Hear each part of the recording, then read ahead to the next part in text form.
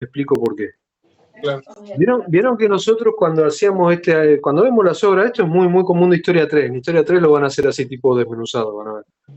Cuando analizamos cualquier obra de arquitectura, vemos el espacio, no vemos la planta y vemos el lenguaje. El lenguaje, entendemos que el lenguaje, las formas, o sea, los volúmenes, lo que son las fachadas, lo que son los elementos que componen las fachadas. Y el lenguaje en la arquitectura viene a ser como esta parte artística que tiene la arquitectura, ¿no? El arte es como muy difícil definir qué es el arte, ¿no? Pero el arte tiene una condición en general en común, que es esto de transmitir algo, ¿sí? Entonces la arquitectura, como hecho construido, nos transmite cosas, nos transmite determinadas ideas, determinados planteos, pensamientos, como que se dice, interpelaciones, ¿sí? La arquitectura nos está contando algo de su tiempo y lo cuenta a través del lenguaje. Entonces, por ahí, este camino de reconocer en el lenguaje cómo influyeron los hechos de la historia, ¿sí? Eso es un poco por ahí lo que les puede empezar a estructurar la lámina. Me parece que creo que iba por ahí porque el profesor mencionó como, bueno, tu tema es como... Claro, muy amplio. Mencionó muy amplio, como diciendo, puedes agarrar tecnología, ¿no? Puedes agarrar espacios públicos, puedes agarrar, como que dijo, estás en un... Les tiró el set de temas, tecnología, lenguaje, espacio colectivo, les tiró así. Claro, o sea, bueno, estás pudiendo tirar en cualquiera. Entonces me dijo como que, no, entonces no tienes un tema, como diciendo, porque no, es tan amplio que... el tema está. Lo que pasa es que hay que ver qué elige. Porque claro, o sea, hubiera sido mucho más fácil decir, vamos a mostrar cómo fue el lenguaje de la arquitectura del periodo clásico y listo, pero no. Ustedes están buscando la vuelta a otra cosa, ¿sí? ¿Cómo se construye el lenguaje de la arquitectura americana, por ejemplo? ¿Sí? Entonces, ahí ya viene por otro lado. Yo creo que en todo caso lo que hay que empezar a construir es, primero, entender el punto de partida, que esto viene de Historia 1. No sé si necesitan refrescar algo, me dicen y les mando material o hacemos una clase. En Historia 1 nosotros partimos, digamos, de las grandes civilizaciones precolombinas, ¿no? Ya sean las mesoamericanas, como aztecas, mayas, o la cultura teotihuacana, o lo que es en América del Sur, lo que sería el imperio inca, ¿sí? Más imperio por una cuestión de tamaño que por una práctica imperial, ¿no? Pero serían esas como el punto de partida. Y ahí tenemos lógicas que son precolombinas, o sea, la manifestación del lenguaje tiene que ver con una construcción cultural de acá. ¿Está bien? Tiene que ver con la religión, ¿no? Tiene que ver con la cosmovisión, con todo eso. Eso sería en la parte del siglo XV, antes de la llegada de los españoles, que llegan ahí casi en el siglo XVI, ¿no? Entonces nosotros, mientras tenemos el Renacimiento en Europa, podemos tener estas manifestaciones de lo que es la forma y lo que es el lenguaje en la cultura precolombina de América. ¿Sí? Como para ser grillados, pero no te escucho, Luca, estaba con el coso apagado. Ahí está. Nosotros habíamos hecho con Lauti algo parecido en Historia 1 para rendirla, de la forma arquitectónica y un paralelismo entre las pirámides de Teotihuacán y las egipcias. Bueno, hay algo de eso. Las formas te cuentan algo. ¿Viste? En el caso de Egipto, ¿qué te cuentan? Esta dualidad y este tema de, viste, que esto de que apunta para arriba, esto de que existe un plano en la Tierra, o sea, un eje horizontal y un eje vertical, que tiene que ver con lo cultural, con la religión, pero también tiene que ver con esta visión de la vida eterna, ¿no? De lo efímero y de lo eterno. Entonces se manifiesta en una forma que aparte tiene como cierta... Lo perdimos a Ángel. Sí. Tiene como cierta imitación de lo que es la naturaleza también. Ahí se agregó, ¿me pasa? ¿Estamos ahí? Ahí está. Bueno, eso sería lo de Egipto. En la cultura mesoamericana tenemos estas pirámides que son escalonadas que muestran, por ejemplo, un gran conocimiento de la astronomía, ¿no? Ahí se volvió a esconder. Muestra mucho la religión, que es lo que se proyectaba la sombra ese dragón. La serpiente emplumada de ¿cómo era? Ku Klux Klan. No, Ku Klux Klan son los del gorrito blanco. ¿Cómo era? Bueno, no sé. La serpiente emplumada que les decía cuándo se empezaba a sembrar. O sea, fíjate que no es solo el conocimiento, sino que te marcaba los ciclos vitales. O sea, te marcaba las tareas. Cuándo se empezaba a sembrar era cuando bajaba la luz esa. Bueno, eso es el conocimiento de astronomía y la cosmovisión, la perfección en las plantas. Nosotros hacemos una pieza de 3x3, le digo al albañil, y me queda una pieza de 2,95 de un lado, 2,97 del otro, y bueno, 3x3.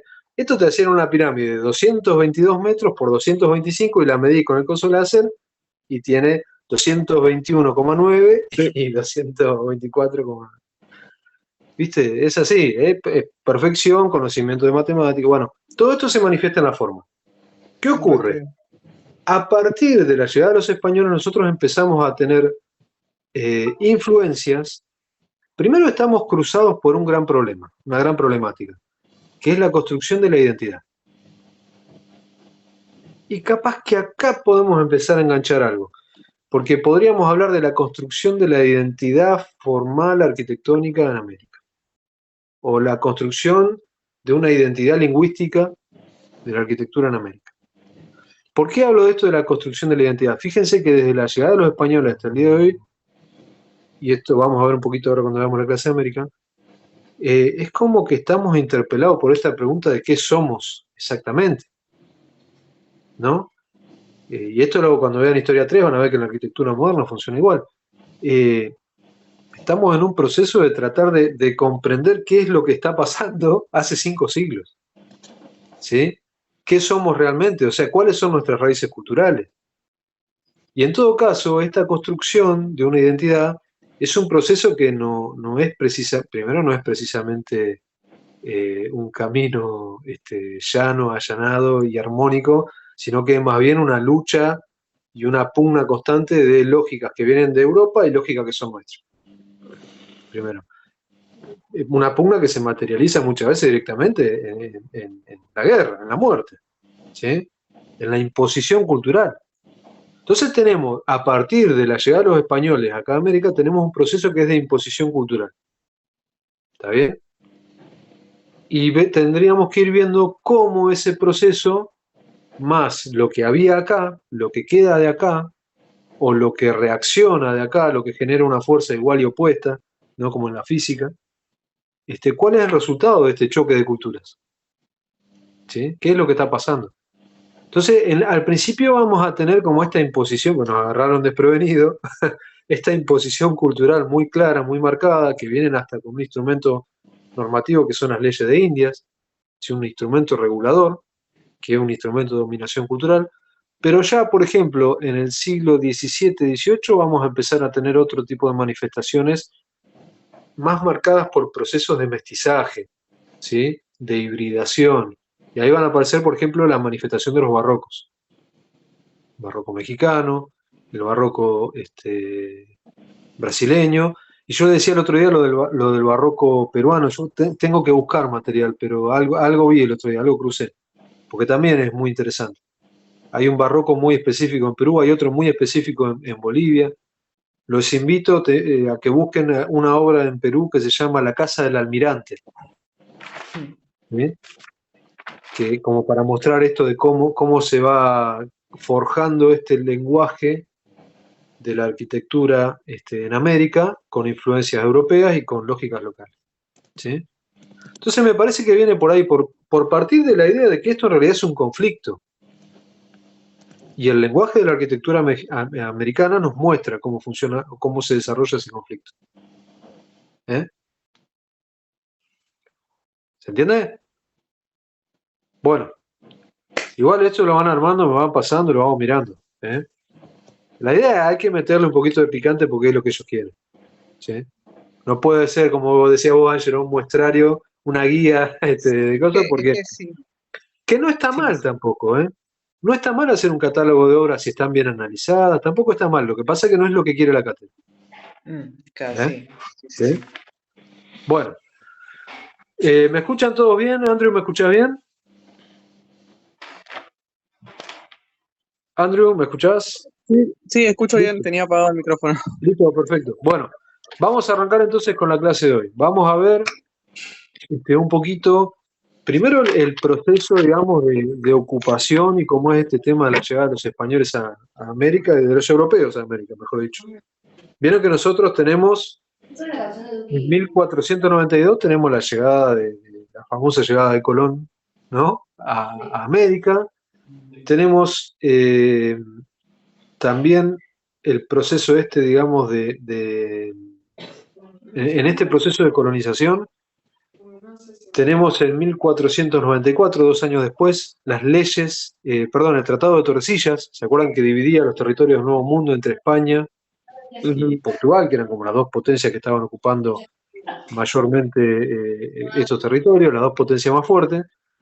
Y tanto Portugal como España están en un lugar específico de Europa que es como la parte que está más cerca del océano de acá, ¿no? La península ibérica, ¿sí? Los portugueses están encerrados entre el mar y España, que era la gran potencia mundial de ese momento. Entonces, ¿qué te quedaba para hacer? Y irte para el mar. No había otra. Entonces los portugueses eran un pueblo básicamente de navegantes, ¿sí? Y después que no tenían muchas posibilidades de producir agrariamente, porque en Portugal el terreno es bastante accidentado. Entonces era un pueblo de navegantes. Pueblo de navegantes, ¿sí? O sea, hacían sus negocios navegando las costas de África, en este caso de América, ¿sí? Y en el caso de España, nosotros tenemos a los padres de la criatura en este momento, porque estaban los famosos reyes católicos. Estaba Isabel la Católica, Isabel de Castilla, ¿sí? Que era la reina de España, de los territorios del sur de Italia, Sicilia, Nápoles, ¿sí? De unas partecitas de Francia. Era la reina de América también, o de los territorios españoles en América, ¿sí? Y teníamos a Fernando de Aragón, que era un Austria, que él era rey de Alemania, de Austria, de Holanda, ¿sí? De unas partes de Bélgica, por ahí. Y el hijo de ellos es Carlos V. ¿Se acuerdan el que mandó a quemar Roma? El del saco romano. Este que nosotros decíamos, este es el primero de los absolutistas monárquicos.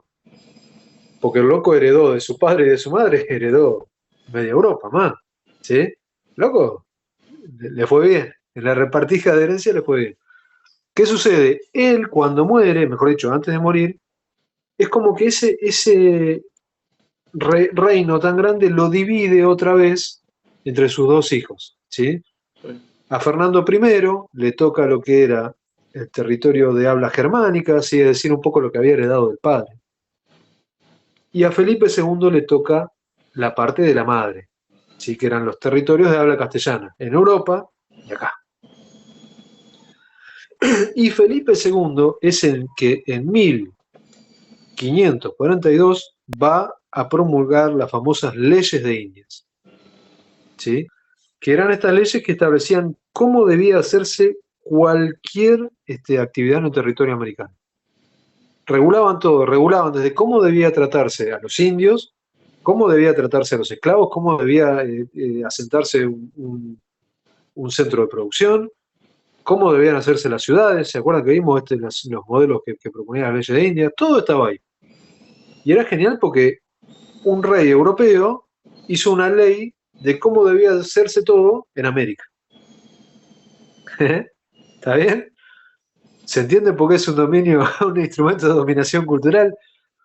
O sea, es como que nosotros de acá hagamos una ley y le digamos, no sé, a los españoles cómo tienen que hacer todos ellos. Bueno, es un poco eso, ¿sí?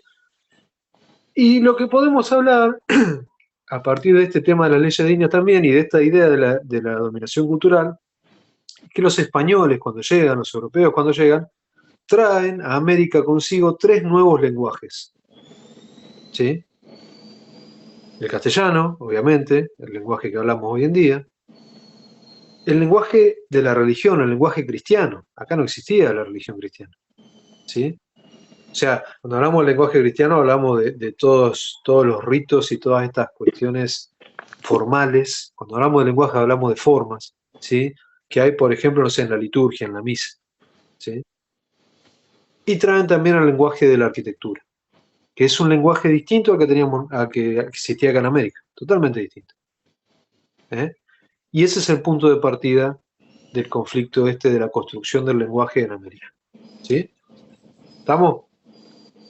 Bueno, muy bien, vamos a pasar en limpio una cuestión. ¿Cómo era la ocupación territorial de los españoles y de los portugueses?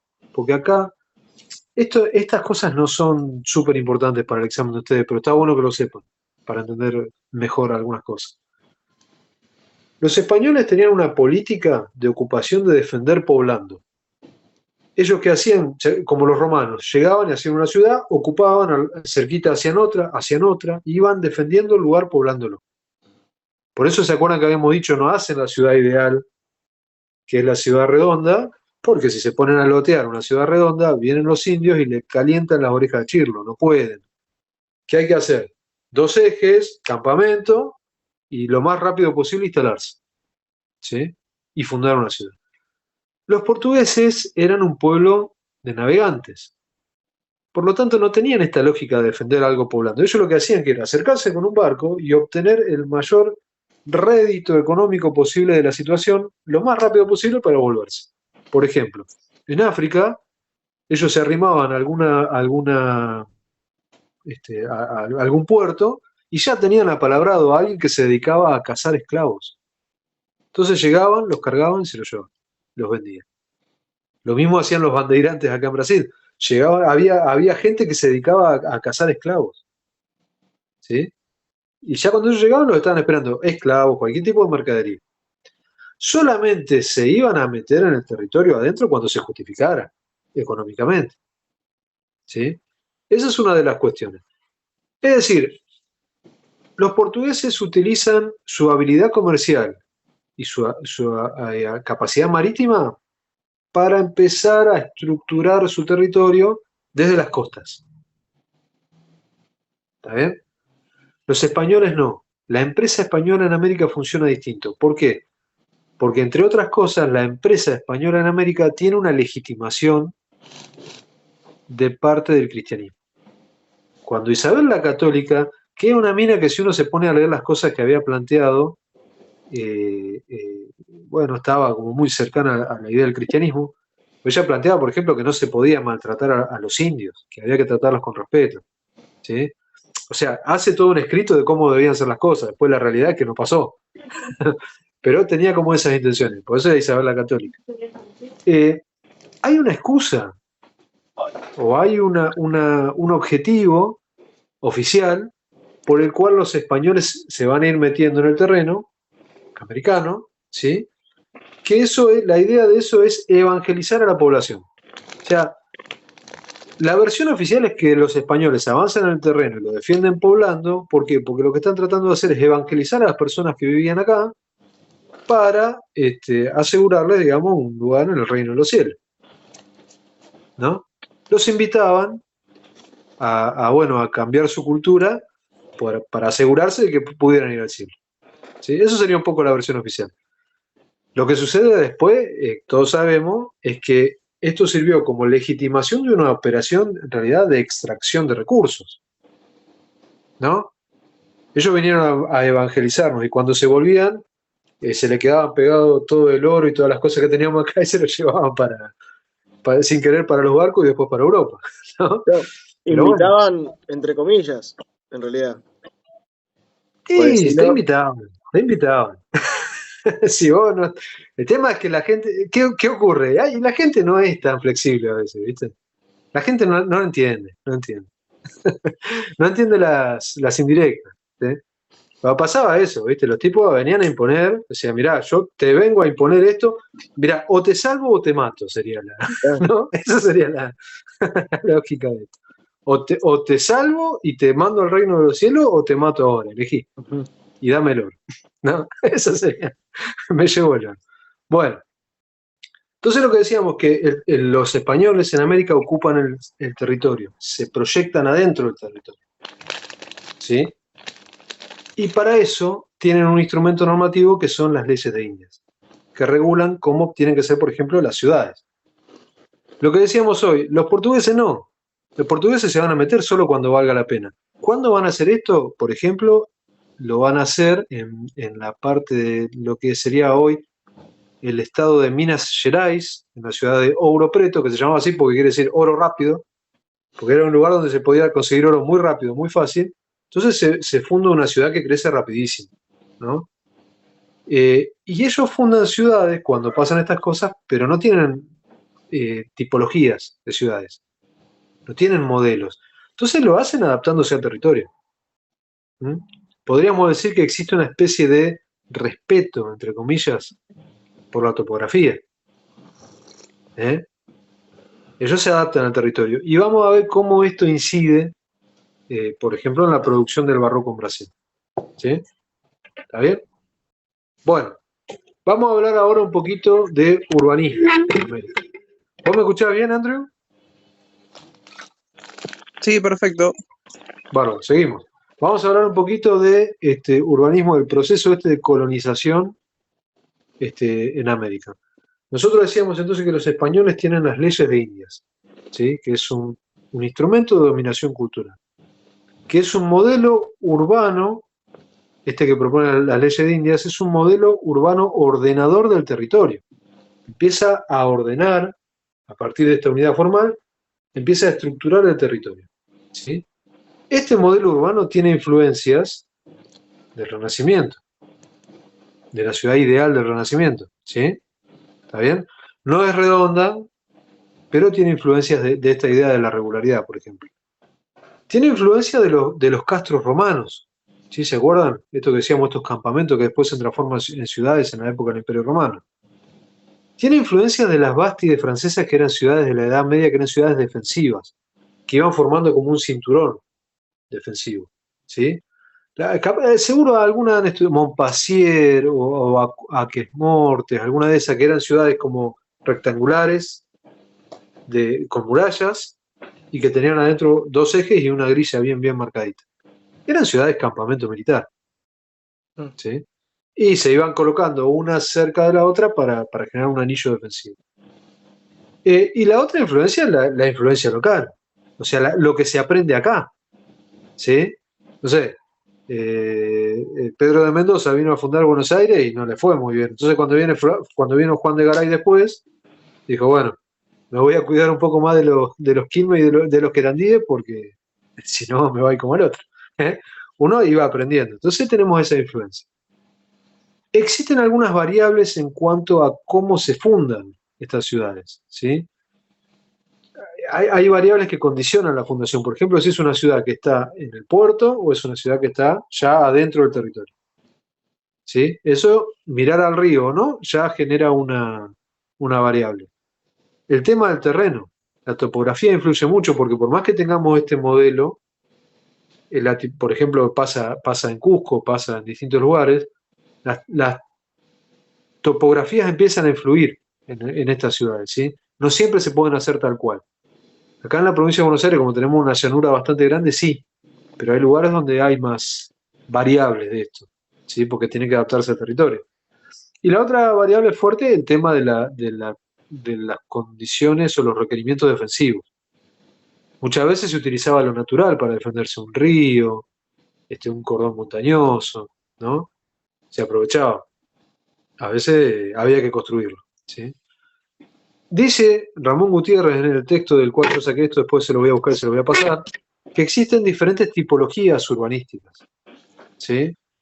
Están las ciudades irregulares, como por ejemplo la ciudad de Potosí, que es una ciudad muy importante, una de las ciudades mineras más ricas del mundo en ese momento, y es irregular por las cuestiones del terreno, porque decíamos hoy, cómo la topografía incide, ¿no?, en una ciudad.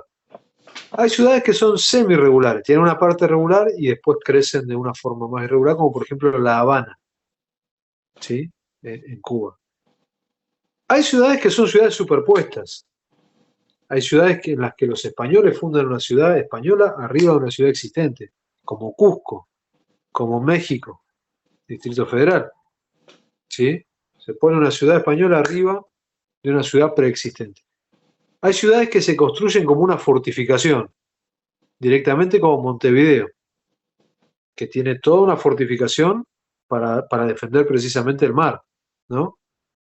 Y hay muchas ciudades que surgen a partir de algún tipo de equipamiento, ¿sí? eh, un tambo, algún tipo qué sé yo, de casco de estancia, una capilla. Nosotros acá tenemos una ciudad en Argentina muy importante que nació a partir de una capilla que es Rosario, ¿sí? Ujú. Por ejemplo. Son ciudades que después se hacen enormes. ¿Cómo es la estructura urbana del modelo de las leyes de Indias? ¿Se acuerdan? Teníamos dos ejes, ¿no?, que se cruzan en la plaza, que es la Plaza Mayor.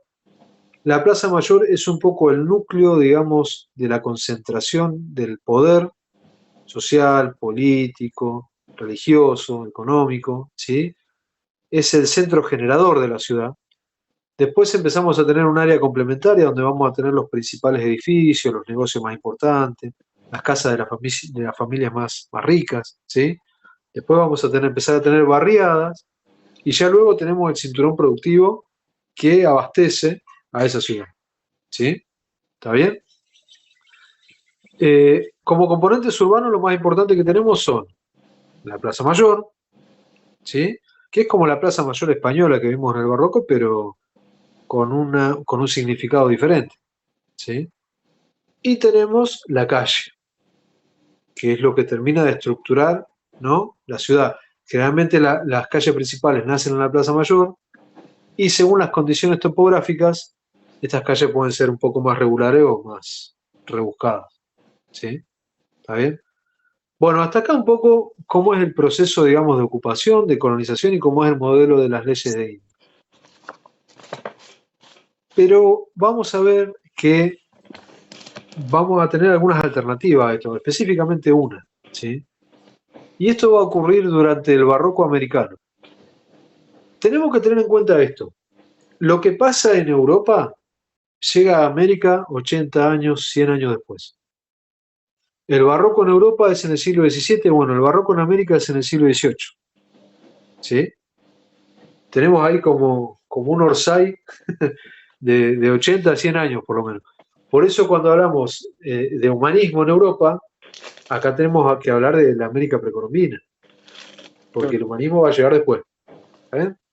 Las ideas del Renacimiento van a llegar después. Bueno, vamos a hablar un poco, básicamente vamos a resumirlo, así no nos mareamos tanto, pero lo importante acá es que a partir del siglo XVIII vamos a empezar a tener un espacio urbano que va a incorporar elementos barrocos, ¿sí?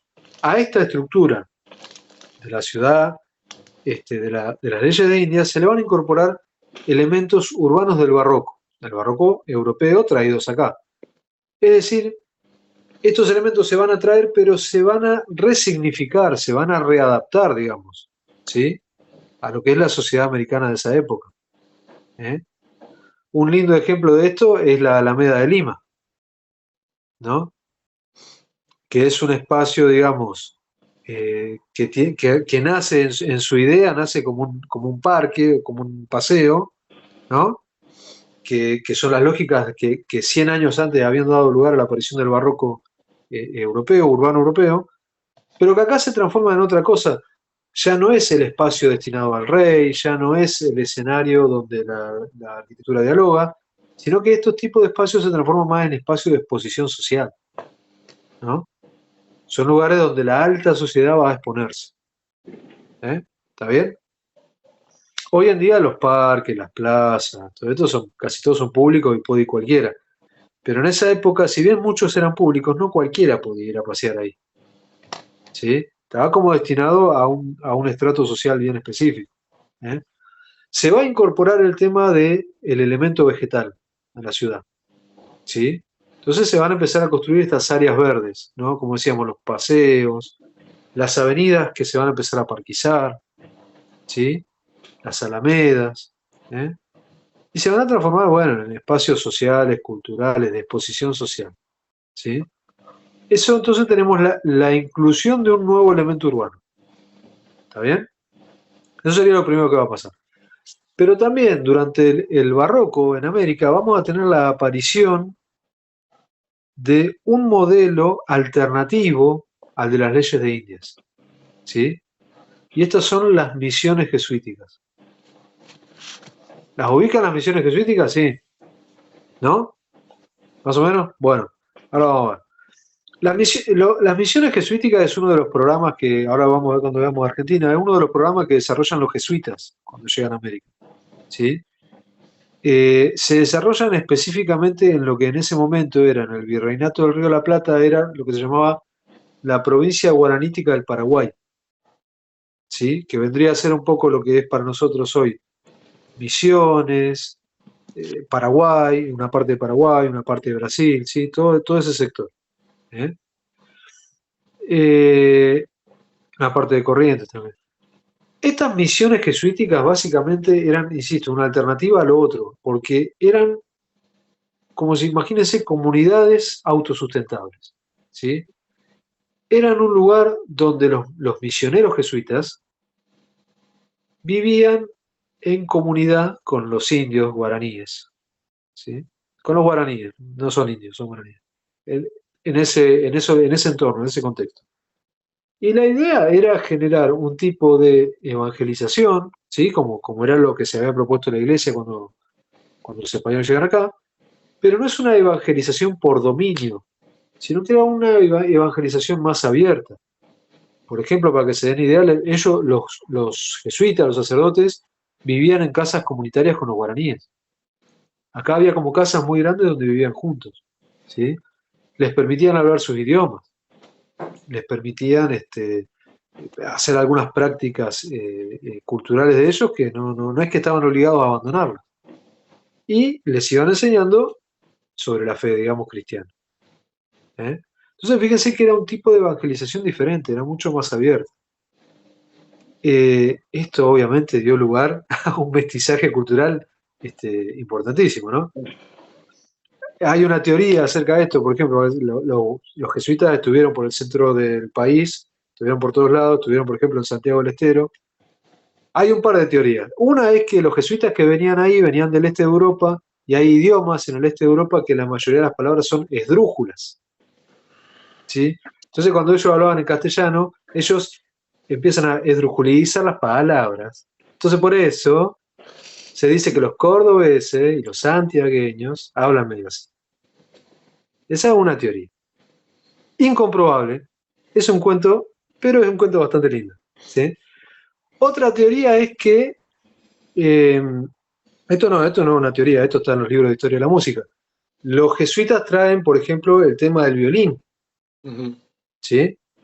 Y vieron que los africanos traen el tema de la percusión, por eso la música folclórica en general en América rítmicamente está en lo que se conoce como 6x8 o sistemas ternarios, ¿sí? Por ejemplo, por eso acá tenemos ahí en el centro de Argentina, que es donde está la chacarera, las primeras chacareras o incluso en el Chaco salteño se tocaban con bombo y violín, ¿sí? Pues viene de acá. Entonces, fíjense la influencia cultural que tiene este tipo de intercambio, ¿no? Esto es otra cosa, esto no es el modelo de imposición, esto es otra cosa. Bueno, imagínense qué habrá pasado con esta gente cuando se enteraron en Madrid, en España, lo que estaban haciendo acá. Dijeron, ¿qué están haciendo qué? ¿Están haciendo una evangelización abierta? ¿Qué? Bueno, a los jesuitas los terminan expulsando, ¿sí? De la iglesia. En un momento los echaron a la mierda porque no funcionaba, no era el plan original. Se apartaron demasiado del plan original. Pero bueno, esto de las misiones, como les decía hoy, es una versión diferente de cómo se puede hacer un pequeño pedazo de ciudad, ¿no? Una versión urbana diferente. Eran comunidades autosustentables que tenían el lugar, digamos, de la vivienda, pero también tenían incorporados lugares de educación, de enseñanza, tenían incorporado el tema de la iglesia. Tenían algunas ideas barrocas, como por ejemplo esto de generar frente a la iglesia, generar una plaza. ¿Sí? ¿Se acuerdan esto del escenario donde la arquitectura dialoga? Tenían un límite de población. Yo ahora no recuerdo con exactitud, pero era como decirles 15.000 habitantes, 20.000 habitantes. Y cuando ya la misión tenía esa cantidad de gente, como dejaba de ser autosustentable, había que fundar otra. Es decir, que tenía una postura de equilibrio frente a la naturaleza. ¿Sí? Bueno, este es el modelo alternativo que se desarrolla en América frente a lo que es el modelo de las leyes de Indias. ¿Sí? Esto es un modelo alternativo. Esto tiene que aparecer en la parte de urbanismo. ¿Está bien? Es importante que lo sepan porque, bueno, es parte del proceso de este conflicto. Lo que pasa es que no abarca el tema del lenguaje, pero sí del urbanismo y está bueno que esté. ¿eh? Bueno, ahora vamos a meternos un poco en México. ¿Parece? Vamos a hablar un poquito de México. Cuando los españoles llegan acá a América, vieron que llegan al Caribe, ¿sí? Y después, bueno, se van adentrando ahí en Centroamérica y llegan hasta México. Y se encuentran con sociedades que ya estaban absolutamente consolidadas, ¿sí? Se encuentran sociedades que estaban consolidadas desde lo cultural, desde lo político, desde lo religioso, ¿sí? Las más destacadas eran la cultura maya, la cultura teotihuacana y en particular los aztecas, que eran los que estaban en México, en el centro de México, cuando llega Cortés, ¿sí? Cortés llega más o menos a México, entra a México después de yo no recuerdo cuántos días de asedio, entra a Tenochtitlán en 1520, ¿sí? Tenochtitlán era el centro, era el corazón del imperio azteca y era una ciudad que estaba fundada en un lago, adentro de un lago, ¿sí? En realidad arranca en un islote que está dentro de un lago, que es el lago Texcoco, y con la tecnología, digamos, de las chinampas, empieza a ganar territorio, ¿no? Y se termina conformando una ciudad adentro de un lago. Bueno, esa ciudad es lo que hoy conocemos como México Distrito Federal. ¿Sí? ¿Está bien? Lo que era Tenochtitlán antes, ahora es México Distrito Federal. ¿Sí? Cuando entra Cortés, lo que hace es, obviamente, hacer pelota a la ciudad, destruye un montón de edificios, ¿sí? Y funda una ciudad nueva arriba de la ciudad vieja. ¿eh? Y acá se hace, por ejemplo, se construye la famosa Plaza del Zócalo de México, ¿sí? Que es esta plaza frente a la cual está la Catedral de México, que es una catedral barroca. ¿Qué es lo que pretende hacer con esto el Imperio Español, digamos, o esta ocupación española de México? Tratar de tapar como el corazón, ¿no?, de lo que existía del Imperio Azteca, poniéndole una tapa cristiana encima. ¿Sí? Les comento, como para que tengan en cuenta esto, que con el tiempo, hará unos 30, 40 años, 30 años, se empezaron a hacer diferentes trabajos de mantenimiento en lo que era la Plaza del Zócalo de México, se empezaron a hacer algunas excavaciones. Vieron que México es una ciudad que tiene enormes problemas sísmicos. Entre otras cosas porque está hecha arriba en un lago, entre otras cosas. Pero haciendo excavaciones de mantenimiento, qué sé yo, resulta que empezaron a encontrar templos que estaban impecables, ¿sí? Y bueno, justo en una época que había una política, digamos, de conservación de este tipo de templos y una posición más proamericana, digamos, en la visión política de ese gobierno, se empezaron a financiar algunos programas que precisamente empiezan a recuperar esos templos. Entonces hoy en día, si uno va a la Plaza del Zócalo, hay partes que está como agujereado, ¿no? Y si uno mira, se pueden ver cómo eran los templos antes, pues están ahí, las ruinas están ahí. Y a mí me gusta decir que esto es como cuando uno hace una vereda, ¿no? Cuando uno hace una vereda y vos tirás cal, tirás lo que sacás, el manto vegetal, todo, hacer la vereda, pero vos haces lo que quieras. Pero sabés que si no es en 5 meses, serán 5 años, pero en algún momento el suyito que estaba abajo se las va a ingeniar para salir entre las baldosas y va a salir. ¿Sí? Esto es lo mismo. No se puede tapar la raíz cultural de nada con escombros. ¿Sí? Las raíces están ahí. Es cuestión de tiempo para que vuelvan a brotar. No, el templo, bueno, el que estaba diciendo antes de la serpiente, el templo de Quetzalcóatl, creo que era una montaña antes. Solo se veía la parte de arriba nada más, que era como Estaba el tapado. cuadradito de arriba, estaba todo completamente tapado. Sí, pero ese, digamos, quedó tapado, no quedó tapado como en un intento de taparlo culturalmente, digamos. ¿Sí? No es como que es como que quedó tapado, te diría, más por efectos naturales que por otra cosa. No, sí, con el tiempo fue como que se hizo una montaña de tierra. Claro. Sí, pero esto es distinto. Esto los tipos llegaron y dijeron, ah, listo, acá no pasó nada. Ah, Y pusieron una cosa arriba. Y no, le erraste. No pasó nada, no, pasó y quedate tranquilo que es cuestión de tiempo para que vuelva a brotar. Es como que esas cosas no se pueden evitar. ¿Sí?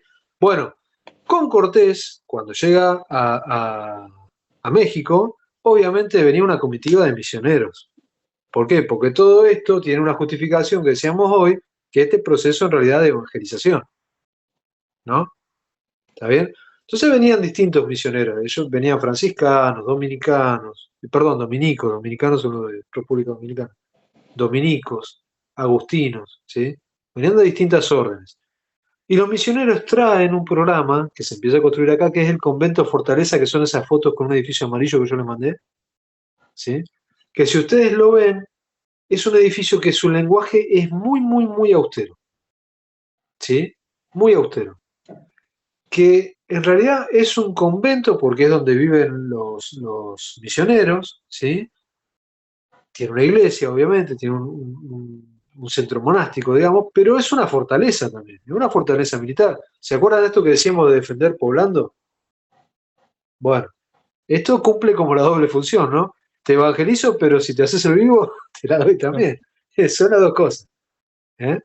Bueno, y este convento morfológicamente era relativamente sencillo, porque fíjense, el lenguaje es muy austero, ¿sí?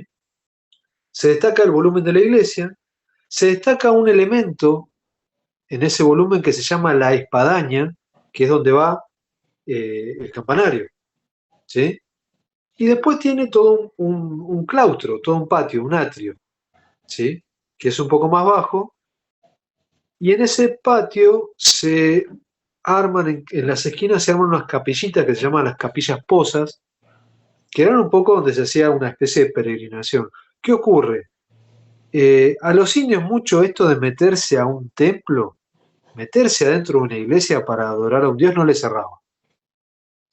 Porque ellos todavía tenían muy fresco un conocimiento, una cosmovisión, como decíamos hoy, un conocimiento de otras cosas que culturalmente no se manifestaba dentro de un edificio. Fíjense que los templos mesoamericanos, ¿cómo eran? Los templos, digamos, de las culturas precolombinas, eran todos exteriores, o sea, se participaba desde afuera, no era necesario meterse adentro. Entonces, generalmente este atrio lo utilizaban los indios o los no bautizados, ¿sí? Y ahí a lo sumo hacían recorridos en esas capillas. ¿Eh? Fíjense entonces cómo la forma empieza a contarnos algo. Acá tenemos claramente un par de choques de prácticas culturales, ¿sí? En esta forma. ¿Eh? Esto sería como un antecedente para ir explicando un poco este paso, digamos, de la cultura precolombina a la ocupación española. Esto podría ir en el siglo XVI, por ejemplo. ¿Sí? Junto con la ciudad de las leyes de India podría ir esto. Bueno, vamos a hablar ahora de la segunda mitad del siglo XVII, que es cuando ya las ideas del barroco empiezan a llegar acá. ¿Se acuerdan que habíamos dicho? 50, 80, 100 años de retraso. Y acá hay un cambio muy grande en cuanto a la composición de la sociedad. ¿Sí? Se cambian las estructuras de poder. Ya está definitivamente instalado un cambio en lo que son las estructuras del poder. Fíjense que antes Tenochtitlán era el centro del corazón del Imperio Azteca, y el Imperio Azteca era como el centro del poder y había otras civilizaciones que eran su periferia, ¿no? Que de hecho la sometían y le pagaban tributo. Vieron que los aztecas se dedicaban al tema de la guerra, esa era como su industria, como casi todos los imperios, ¿no? Y ahora ocurre otra cosa, ahora ocurre en realidad que Tenochtitlán pasó a ser la periferia de otro poder que está en otro lugar, la periferia de otro centro que está en España. ¿Sí? ¿Se entiende? Bueno, en este proceso, digamos, de ocupación de los españoles en América, ellos van a traer nuevos programas, como decíamos que era lo de la iglesia, como decíamos esto de los conventos fortalezas, ¿sí? Y van a traer un nuevo lenguaje a la arquitectura que es el lenguaje barroco. Y o sea, a esta altura, ¿no? Estamos hablando de segunda mitad del siglo XVII. Y estas manifestaciones del barroco acá van a estar un poco, entre comillas, contaminadas por procesos como el sincretismo, ¿sí? O la transculturación. ¿Qué es sincretismo? Es agarro una cultura A, agarro una cultura B y las mezclo, ¿sí? Y el resultado es una tercera cosa. Eso es sincretismo. Y la transculturación es lo que hablamos el otro día, es cómo una cultura se apropia de elementos de la otra. Como por ejemplo, hablamos esto del caso de las estípites, ¿se acuerdan? De las columnas con forma femenina. Claro, acá hacen con forma femenina, pero la que nos gustan a nosotros, no, no la que les gustan a ellos. ¿Sí? Entonces, el canon de belleza era diferente. Bueno, vamos a ver que en México hay dos tipos de barrocos. Hay una tendencia, dos tipos de tendencia del barroco.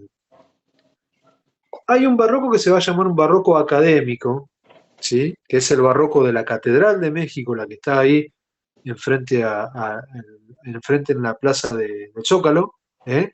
Que es un lenguaje bastante austero, que si lo vemos parece hasta casi europeo, ¿sí?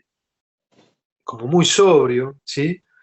Y en general el tipo de lenguajes que se aplican para los edificios más importantes, como pueden ser, no sé, los palacios, las grandes iglesias, las catedrales, ¿sí?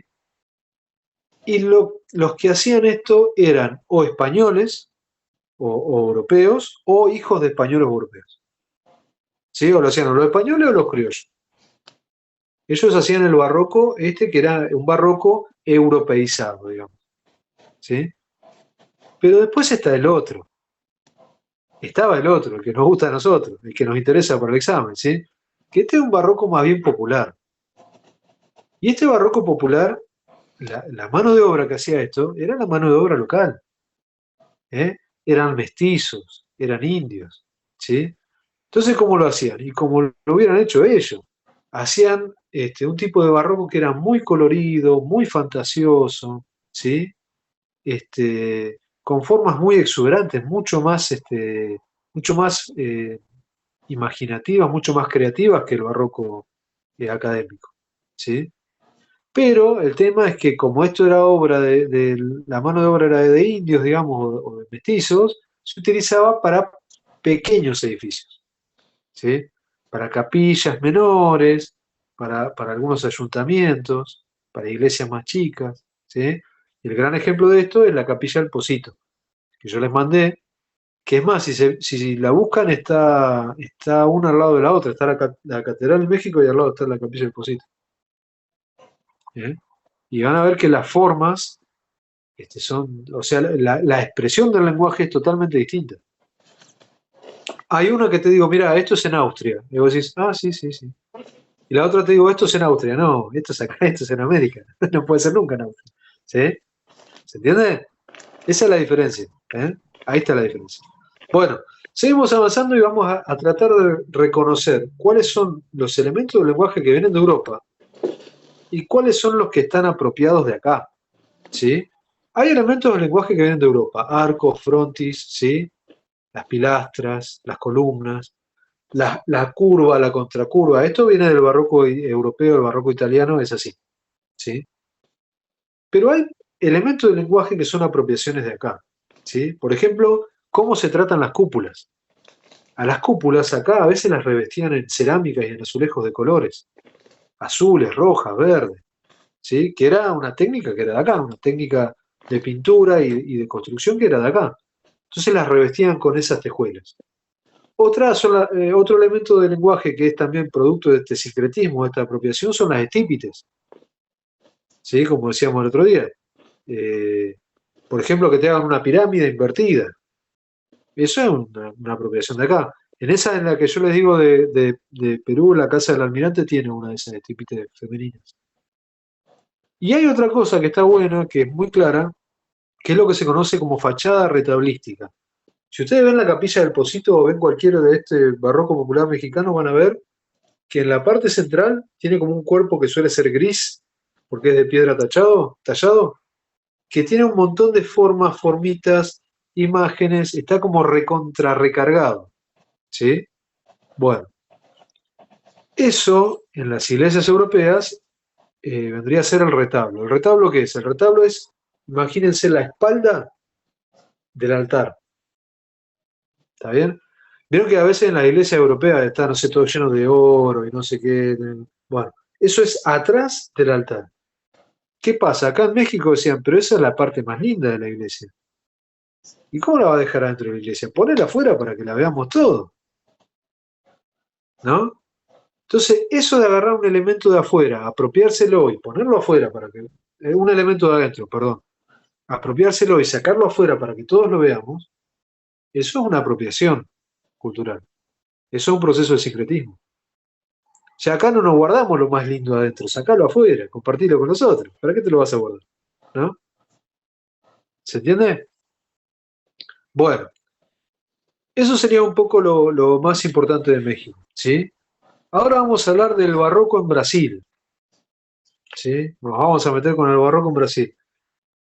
Brasil, obviamente, está ocupado, como decíamos hoy, por los portugueses, ¿sí? Que fueron tejiendo una estructura de puertos en lo que serían casi, le diría, la ciudad más importante hoy de Brasil, las costeras, ¿no? En Recife, Belém, Fortaleza, más al sur está Belo Horizonte y está un poquito más arriba, ya en lo que es el estado de Minas Gerais, de Minas, está Ouro Preto. Esta ciudad que yo les decía, por la cual ellos sí se metieron adentro del territorio, porque valía la pena, porque había oro. Ahí se justificaba, ¿sí? Bueno, tenemos en esto del barroco brasileño la llegada de los jesuitas ya en el siglo XVIII. ¿Sí? Los portugueses trajeron jesuitas para cuando empiezan a ocupar ciudades y hay que empezar a construir iglesias y todo eso, traen arquitectos jesuitas. Ellos traían generalmente arquitectos jesuitas que eran de la época del barroco italianos y algunos alemanes, ¿sí? Pero más que nada italianos. Y esto dio lugar a lo que fue el tema del barroco brasileño, ¿no? Que tenía como gran motor, el gran programa motor siempre de la arquitectura en América, va a ser la iglesia, ¿sí? Eventualmente algún ayuntamiento, el cabildo, ¿vieron los cabildos, por ejemplo? Pero generalmente el gran programa nuestro es la iglesia. Y como decíamos hoy, como los portugueses no tenían leyes de indias, ellos se adaptaban al territorio. En este territorio de Minas Gerais era un territorio muy accidentado, ¿sí? Territorio bastante montañoso. Entonces lo que hacen es adaptarse a ese territorio, ¿sí? Y adaptan las ideas del barroco a ese territorio. Si yo les digo a ustedes que me definan en una frase cómo es el urbanismo barroco, ¿cómo es? Ordenador. ¿Cómo era Sería, el concepto? El concepto del urbanismo barroco. Hay una sola respuesta posible, ¿eh? Y habíamos dicho que como que no había urbanismo en el barroco, ¿no? No. ese era el manierismo. No, ese es el manierismo. No, bueno, no. Bueno, entonces eran los recorridos. ¿Qué decíamos que era? ¿Cuál era el concepto que define el urbanismo en el barroco? Del barroco era que tiene que ser como un gran escenario, digamos, como Claro. medio sentimental y todo eso. No sé si la palabra es sentimental. Veníamos re bien hasta que dijiste sentimental. Emocional, puede ser. Sí, ahí está, emocionante. Bueno, eso, una escena, la ciudad es un escenario donde la arquitectura dialoga. ¿Sí? ¿Qué ocurre? Acá lo que va a suceder es que no hay una ciudad para hacer un escenario. Porque aparte no tienen un orden para hacer la ciudad, van haciendo como hacen. ¿Sí? Porque no tienen leyes de indias. Pero sí, ¿qué cosas iban a hacer para mantener este espíritu de decir, bueno, es un escenario donde la arquitectura dialoga? Van a aprovechar el terreno. Entonces, donde el terreno se levanta, por ejemplo, y genera lomas y genera un espacio adecuado, casi como vieron las acrópolis en Grecia, ahí van a ubicar una iglesia para que sea visible desde todos lados. Yo les mandé una foto, que seguro la tienen ahí, en el que se ven todas las casitas con los techos y las paredes de todos colores y arriba se ve la iglesia, que creo que es San Francisco de Ouro Preto. Ven cómo está esta idea, ¿no? Cómo el tema del corte. Esto se dibuja con un corte. Es un cortecito así, arriba la iglesia, abajo las casitas. Ahí está el escenario donde la arquitectura dialoga. Acá, en vez de ser la ciudad, podríamos decir la topografía nos brinda un escenario donde apoyar la arquitectura.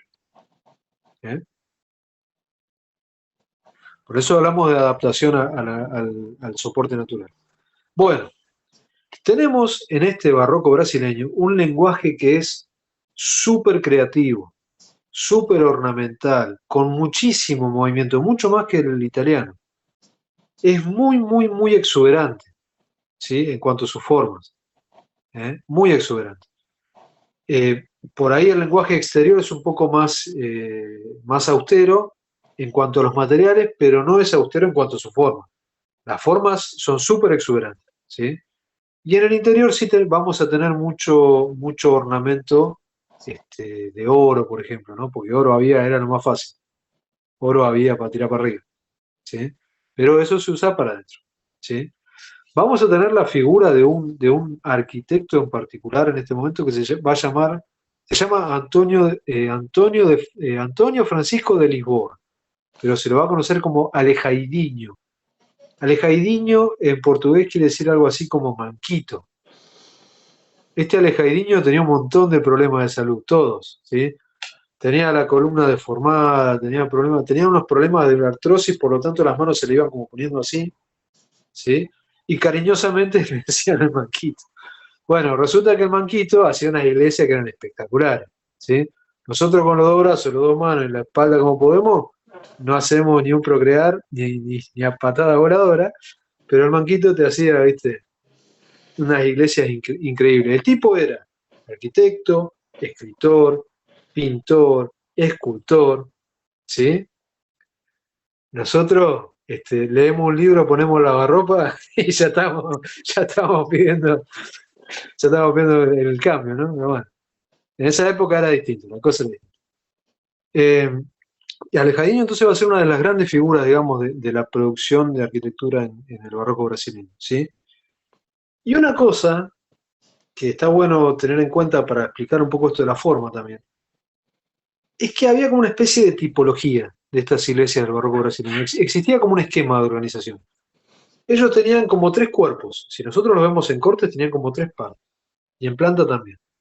Tenían primero lo que era la torre, que era donde estaba el campanario, o las torres, mejor dicho, que era la parte más alta, donde está el acceso y donde están los campanarios. Después viene una parte un poquito más baja, que es la única nave que tenían estas iglesias, generalmente tenían una nave, ¿sí? Que ya era un poquitito más baja. Y después teníamos otra partecita más baja, que es la sacristía, que es donde está el cura, ¿no? Entonces teníamos como los 3 elementos.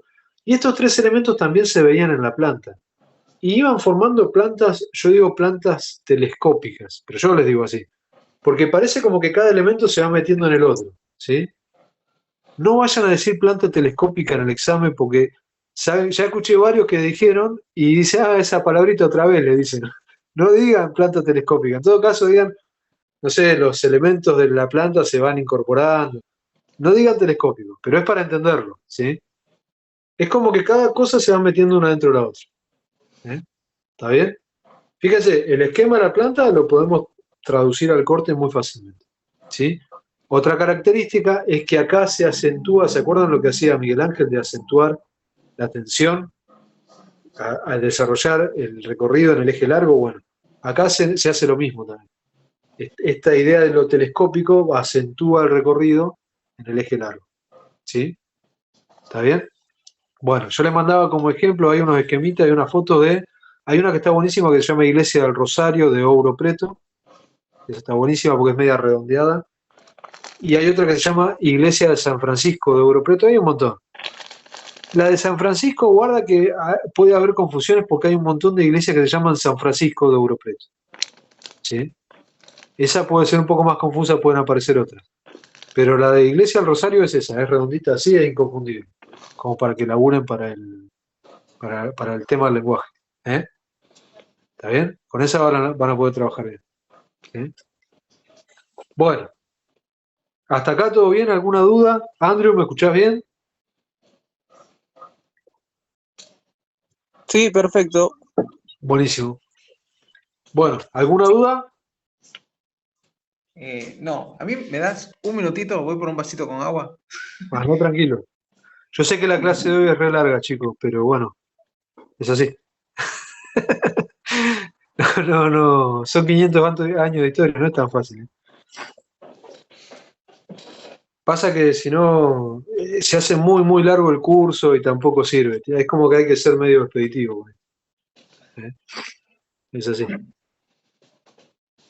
Ahora vamos a hablar un poquito de Argentina. Esto lo vamos a pasar más tranqui para no complicarnos tanto. Pero sí vamos a tratar de darle bola a la parte del contexto histórico. Eso es importante. Bueno, nos vamos a meter con Argentina. ¿Sí? En Argentina nosotros podríamos dividir, digamos, todo este proceso de ocupación española en un par de momentos. Primero tenemos desde la fundación de Buenos Aires, la de Juan de Garay, hasta la Revolución de Mayo, una arquitectura que es más bien colonial, ¿sí? Que es una arquitectura bastante austera, ¿sí? Que en realidad lo más destacable es lo que hacen los jesuitas, les diría, porque después lo que es la arquitectura institucional, lo que es la arquitectura religiosa en general, es muy, muy austera. La arquitectura institucional, por ejemplo, construía, ¿cómo se llama? Cabildos, ¿sí? Eso era, el cabildo era como la unidad administrativa que teníamos. Y las iglesias eran bastante tranquilas. Lo que sí tenemos es la llegada de los jesuitas, más o menos en el 1600, que ellos van a llegar a Córdoba, ¿sí? Al centro. Córdoba era un lugar que era como un punto estratégico porque cruzaba los caminos que iban. Estaba como a mitad de camino entre Buenos Aires y Potosí, ¿sí? Entonces era como un punto ahí medio neurálgico. Y estaba también, después quedó a mitad de camino, o unía directamente desde ahí a lo que era Paraguay sería. Así que también era una región muy rica en ese momento. Muy, muy importante. Asunción era una de las ciudades más ricas que existían en el mundo en ese momento. Llegan a Córdoba y llegan por una razón. Primero por esto del punto geográfico estratégico que era Córdoba. Y después porque las familias cordobesas le habían donado los terrenos para que ellos se instalaran. ¿Por qué? Porque los jesuitas, ellos desarrollaban 3 programas. Uno de ellos era lo que se conocía como la manzana de las luces. Capaz que alguna vez escucharon hablar de la manzana de las luces. La manzana de la luz era un complejo, digamos, que era una especie de monasterio que también tenía la iglesia, pero que también tenía una escuela. Era un centro educativo. Entonces, ¿qué ocurría? Cuando ellos fundaban las manzanas, que si están en Córdoba lo pueden ir a ver, porque se puede ir a ver, si algún día tienen la posibilidad de pasar por Córdoba. Cuando ellos fundan la manzana de las luces, digamos, la alta sociedad se garantizaba de esa manera la educación de sus hijos. Entonces, por eso les interesaba que vinieran. Por eso les donaban los terrenos y dinero para que pudieran construir, ¿sí? Y instalarse ahí. ¿Eh? Luego de estar en Córdoba, los jesuitas se vienen a Buenos Aires, ¿sí? Que, por ejemplo, algunas de las órdenes que vienen acá son, por ejemplo, los recoletos. Los recoletos son los que van a fundar, digamos, primero también un monasterio, después hay un cementerio, no sé qué, en lo que hoy es la Recoleta. ¿Sí? Por eso se llama así. Y después se van a ir al Paraguay. ¿Está bien? Donde van a fundar las misiones. ¿Sí? Que estuvimos hablando hace un ratito. Los jesuitas tienen 3 programas, básicamente. Uno son las manzanas de las luces, que son las que fundan en Córdoba, en Buenos Aires, que son estos centros educativos. Otros son las estancias productivas, eran centros de producción las estancias. Estas las fundan en Córdoba fundamentalmente, al principio. Está, por ejemplo, en Santa Catalina, en Jesús María, y las estancias eran centros de producción. O sea, acá había esclavos, porque había que laburar, ¿sí? Ellos eran jesuitas, pero cuando había que laburar, había que laburar. Yo tuve la posibilidad de estar no hace mucho en la estancia jesuítica en Jesús María. Por ejemplo, es un museo ahora, ¿no? Tiene, por ejemplo, lugares donde están hay una especie de inventario de los esclavos que tenían y te los dicen como con algunas características, o sea, qué condiciones físicas tenían, qué podía llegar a ser. O sea, como quien tiene un inventario de unas máquinas, una cosa así. Era una locura, una locura. Muy, muy impresionante. Bueno, eso eran las estancias. Y después teníamos las misiones, que las misiones eran otra cosa distinta. Vimos que eran una postura diferente desde el punto de vista de la evangelización, vimos que era una alternativa a la forma de ocupar el territorio, ¿sí? Y esos son los 3 programas que desarrollan los jesuitas. Manzana de la Luce, estancias y las misiones, que es lo que más nos importa porque es el modelo alternativo a las leyes de India, ¿sí? De la Revolución de Mayo hasta fines del siglo XIX, tenemos una arquitectura que es, vamos a llamarla postcolonial, ¿sí? Quiere decir que es esta arquitectura, digamos, posterior al proceso de emancipación, ¿eh? Y está muy, muy vinculada, bueno, a esto que decíamos el otro día, ¿no? Que al cortar los lazos culturales con España, todo lo que venía de España estaba mal, ¿no? O sea, la burguesía local logra sacarse encima de España. ¿Se acuerdan que habíamos dicho que aprovechando esto de que Napoleón estaba entusiasmado ordenando países, acá dijeron, bueno, esta era nuestra, nos sacamos encima a los españoles y hacemos negocio con quien queramos? Eso es lo que se proponía la burguesía local.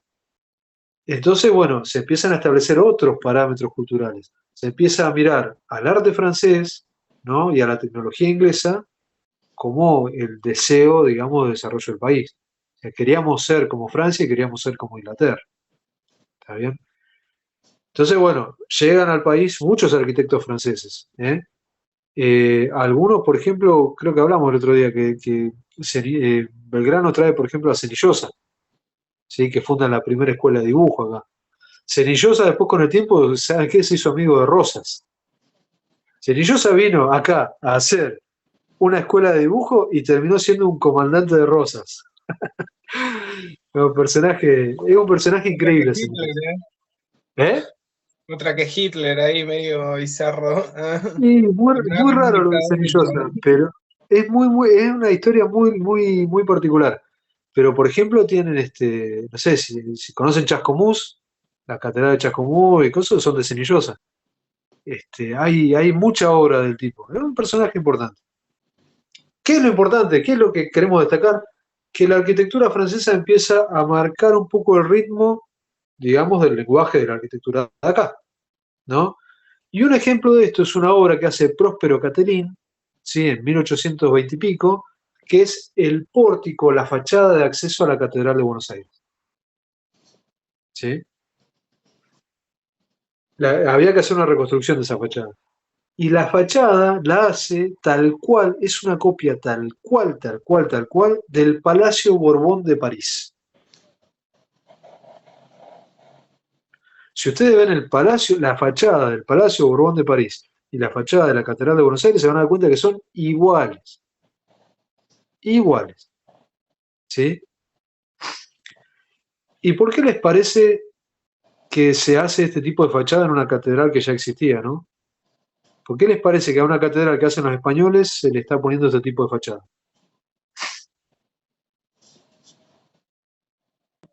Un poco para mostrar que estamos en contra, o que está en contra de lo que se hizo, digamos. Perfecto, esa es una parte. Esa es una parte. Y la otra, que estamos mirando para adelante, que nosotros somos esto. Nosotros de acá en adelante somos esto, ¿no? Ya no somos más aquello, ahora somos esto. ¿Sí? Acá vemos claramente la influencia de la burguesía, ¿no? De la burguesía local. ¿Sí? ¿Está bien? Lamentablemente acá digamos, las clases más bajas no tienen representación en esto. No hay como alternativa. Después vamos a ver en el siglo XX que sí, que hay como otros movimientos, otras cosas, pero acá es así. ¿Eh? Hay un poco de influencia de la arquitectura inglesa, pero esta arquitectura inglesa va a influir más en los edificios de infraestructura, les diría.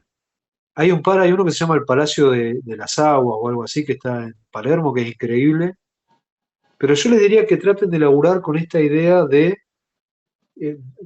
traer elementos del lenguaje de la arquitectura francesa a edificios acá en Buenos Aires. Y me parece que específicamente este ejemplo está muy bueno. Porque es casi una transculturación, porque es agarrar la fachada de un palacio, de un edificio político, apropiársela y ponérsela a un edificio religioso. ¿Sí? Por eso digo que es transculturación, porque es apoderarse de algo para otra cosa. ¿Eh? Y a nivel urbano, lo más interesante es lo que se hace casi a fines del siglo XIX, que es la apertura de lo que hoy se conoce como la Avenida de Mayo, ¿sí? En Buenos Aires, en Capital, que une la Plaza de Mayo con la Plaza del Congreso. Antes estaban separadas las dos plazas, ¿sí? Había toda una trama urbana en el medio, no había una Avenida de Mayo que las una. Se hizo esta apertura de la Avenida de Mayo precisamente como para manifestar esta idea del eje del poder, ¿no? De la capital en el país. ¿Está bien? Y con esta idea, vieron que siempre se habla de que Buenos Aires es como la París americana, dicen cosas así, bueno, esta idea de que, bueno, de que este poder moderniza la ciudad y que esa modernización se va a irradiar desde la capital al país. O sea, hace 200 años que estamos haciendo las mismas boludeces, digamos, ¿sí? No tenemos arreglo. Hace 200 años que estamos haciendo las mismas cosas. ¿Eh? Bueno, esto a nivel urbano está bueno que aparezca, ¿sí? ¿A qué les hace acordar de los planteos urbanísticos del siglo XIX? ¿A quién les hace acordar?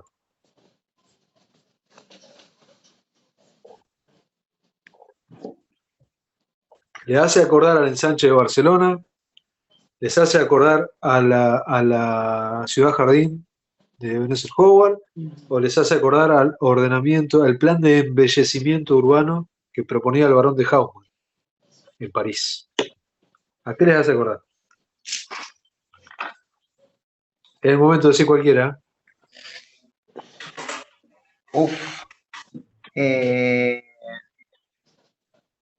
Y no sé, tiro más al París de Haussmann, ¿no? Tal cual. La Más apertura. por las bulevares, por todas esas aperturas que se hizo. Igual tiro cualquiera. No, está perfecto, porque es eso, es el ordenamiento.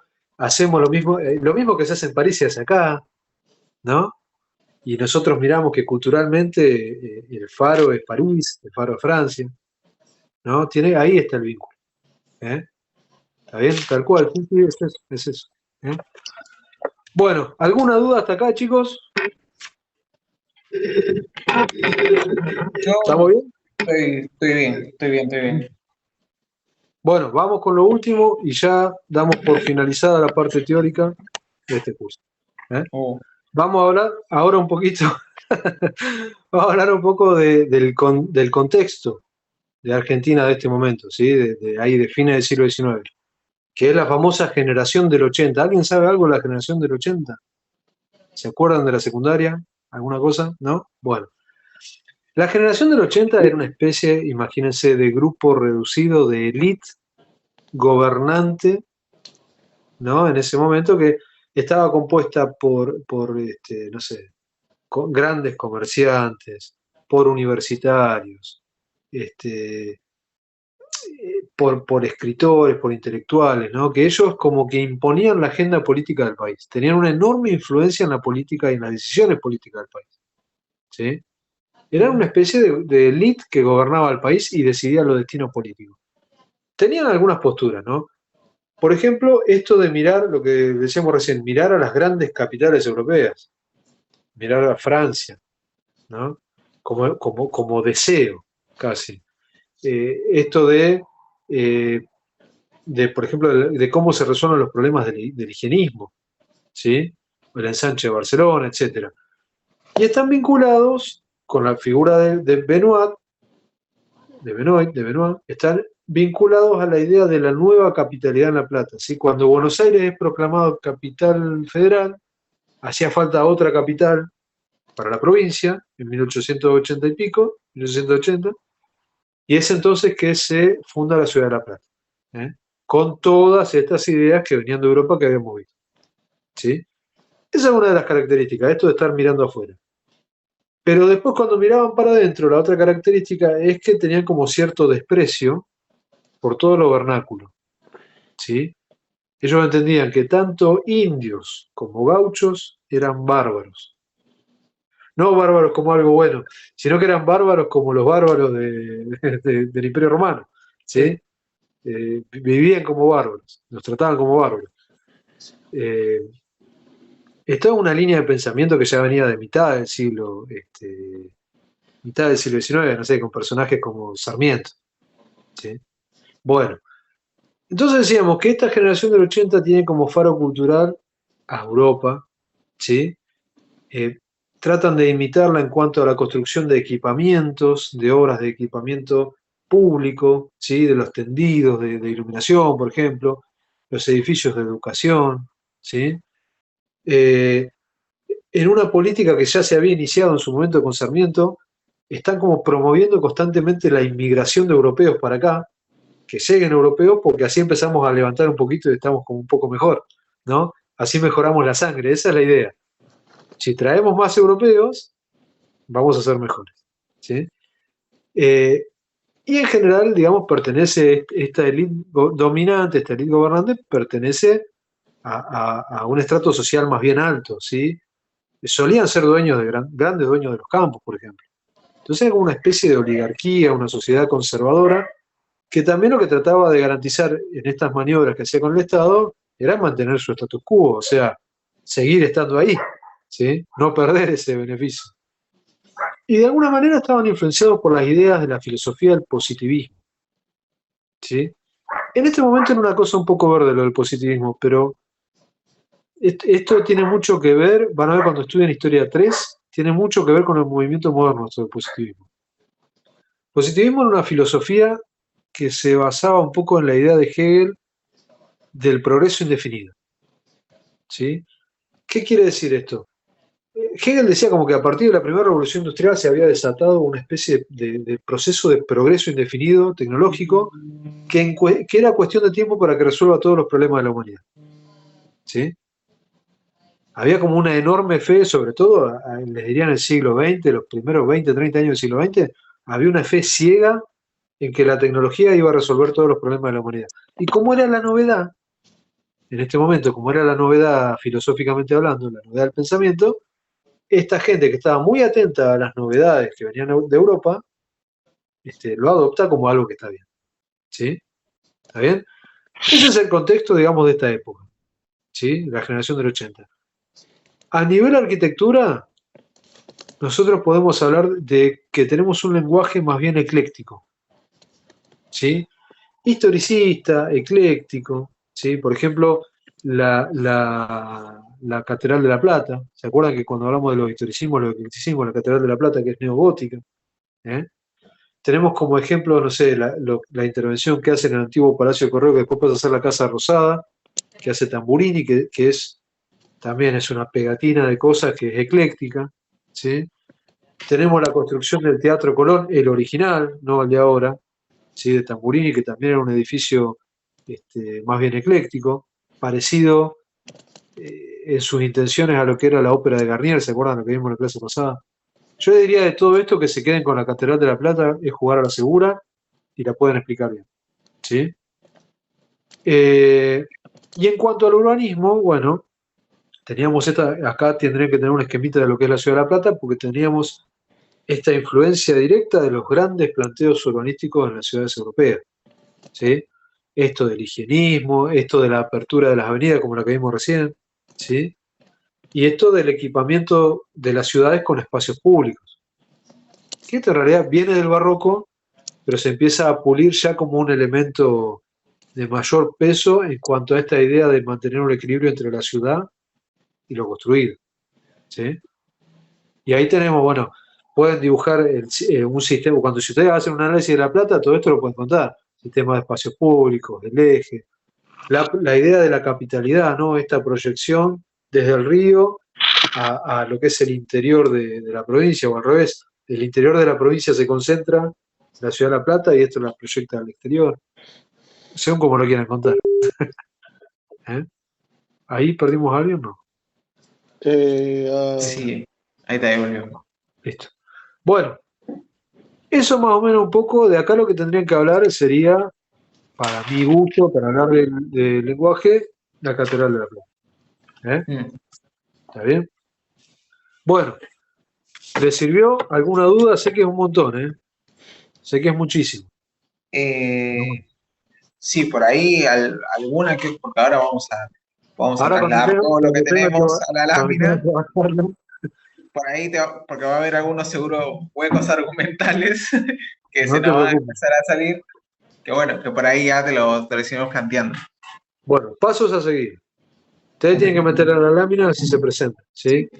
Andrew, vos me habías dicho que te ibas a presentar en la que viene, ¿no? ¿Cómo? Vos me habías dicho que te ibas a presentar la mesa que viene, ¿no? Sí. Bueno, vos igual tenés que empezar a arrancar también a ordenar un poco todo esto. ¿Eh? Sí. Bueno, vos en la medida que vayas arrancando me avisás o hacemos una clase o corregimos o me mandás fotos, me decís cómo andás.